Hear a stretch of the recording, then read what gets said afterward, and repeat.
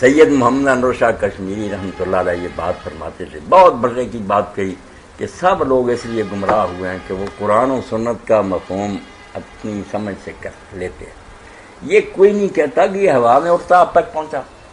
صحابہ نے سنا، بعد میں اتنے نیک لوگوں نے سنا، کیا مفہوم سمجھا انہوں نے؟ سلف کے منہج کو جب کوئی شخص چھوڑے گا نا، آپ یقین جانیں وہ گمراہی غامدی بن جائے گا، وہ قادیانی ہو جائے گا، پرویزی ہو جائے گا، مرتد ہو جائے گا، بالکل گمراہ ہو جائے گا۔ آپ یہ امام عبدالجبار غزنوی رحمۃ اللہ علیہ کہتے ہیں جب کوئی بات ہو، کوئی نہ کوئی امام تو آپ کے آگے کھڑا ہونا چاہیے کہ امت میں سے کسی نیک آدمی نے یہ بات کہی،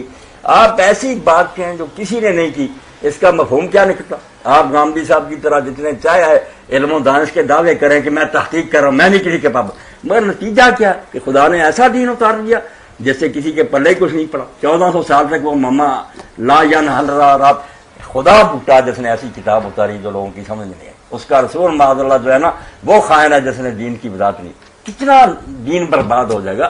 خدا سے ڈرنا چاہیے، بالکل بہت تشریح لینی چاہیے جو سلف صالحین سے آ رہی۔ کسی کے حوالہ تو آپ دیں کہ فلاں ایک آدمی نے سمجھا، ورنہ اعتراض خدا رسول پر ہو جائے گا کہ اللہ رسول کو بات کرنی نہیں آئی کہ لوگ بیچارے کوئی سمجھ ہی نہیں سکے۔